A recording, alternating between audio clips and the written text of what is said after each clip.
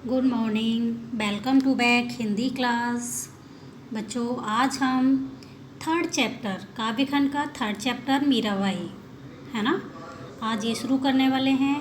आज हम इसके जीवन परिचय को पढ़ेंगे मीराबाई। ठीक है, तो मीराबाई का जन्म सन 1498 ईस्वी में राजस्थान के प्रसिद्ध राठौर वंश में हुआ। इनके पिता का नाम रत्न सिंह था। इनका जन्म स्थान मेवाड़ राज्य का चौकड़ी गांव माना जाता है। मीरा जब छोटी थी तभी इनकी माताजी का निधन हो गया था। इनका पालन पोषण इनके बाबा राव दादा ने किया था। मीरा का विवाह राणा सांगा के ज्येष्ठ पुत्र कुंवर भोजराज के साथ संग किस सन में हुआ था। इनका विवाह 1516 ईस्वी में हुआ था। कुछ वर्षों के बाद ही मीरा विधवा हो गईं। युवावस्था में विधवा मीरा का जीवन धारा को बहुत ही प्रभावित कर दिया। इनकी सारी चित्तवृत्तियाँ गिरधर गोपाल में केंद्रित हो गई, भगवान श्री कृष्ण में केंद्रित हो गई। ये भगवान श्री कृष्ण को अधिक मानती थी। मीरा बचपन से ही श्री कृष्ण भक्त थी, परंतु विधवा होने के बाद तो इनका अधिकांश समय साधु संतों की संगति में व्यतीत होने लगा। इनका यह व्यवहार उदासीन की राज मर्यादा के विरुद्ध था।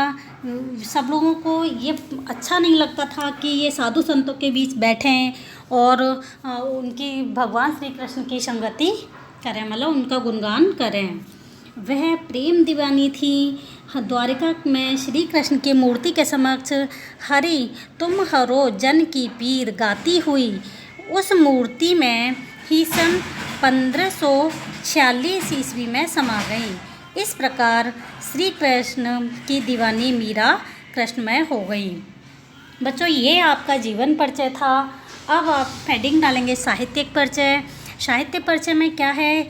हिंदी साहित्य में जो स्थान सूर, कबीर और तुलसी को प्राप्त है वही मीरा को भी प्राप्त है। हिंदी साहित्य में एक अद्वितीय छटा है, मीराबाई की एक अद्वितीय छटा है।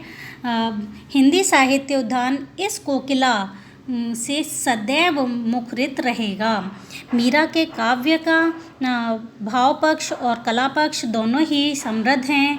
हिंदी साहित्य का अंश मीरा की मधुर वाणी से युग युग तक गुंजित होता रहेगा, है ना। ये साहित्यिक परिचय है। अब आगे क्या आता है? इसकी कृतियाँ आती हैं, जो इनकी रचनाएं हैं, जो इन्होंने लिखी थी। इन्होंने वैसे तो बहुत सी रचनाएं लिखी थी, जैसे नरसिंह जी का मायरा है, गीत गोविंद की टीका है, मीरा की मल्हार है। इसके अतिरिक्त भी फुटकर बहुत सारे पद हैं। राग गोविंद है, राग छोटा के पद हैं, मीरा की पदावली है और बहुत सी रचनाएं इन्होंने करी थी। आगे हेडिंग डालेंगे भाषा। तो भाषा इनकी कैसी थी? मीरा के काव्य की भाषा कोई एक निश्चित भाषा नहीं थी। इनके कुछ पद राजस्थानी थे, कुछ गुजराती हैं और कुछ ब्रज भाषा में भी प्राप्त हुए थे। मीरा की अधिकांश रचनाएं ब्रज भाषा में ही पाई जाती हैं, है ना। आगे हेडिंग डालेंगे शैली।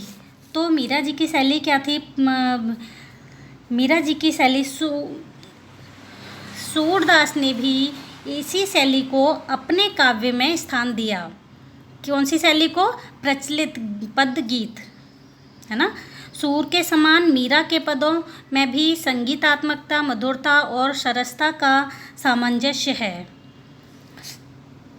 आगे लास्ट हेडिंग डालेंगे हिंदी साहित्य में स्थान। तो बच्चों, बताना है कि मीराबाई का हिंदी साहित्य में क्या स्थान था। तो प्रेम दीवानी मीराबाई का हिंदी साहित्य में उच्च एवं महत्वपूर्ण स्थान है। इन्होंने गीत काव्य की रचना की है। मीरा